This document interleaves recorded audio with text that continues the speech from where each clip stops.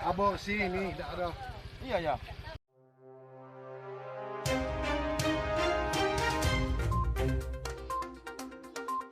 Penemuan mayat bayi dekat bak sampah wilayah Universitas IBA Palembang.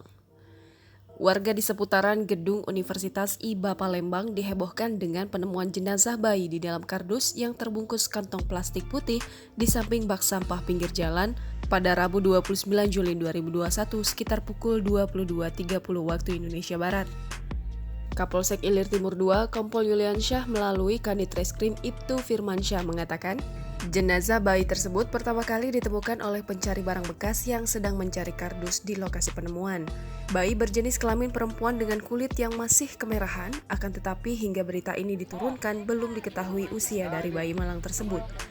Hingga saat ini polisi masih melakukan penyelidikan dengan meminta keterangan saksi dan mengumpulkan barang bukti di seputar lokasi penemuan.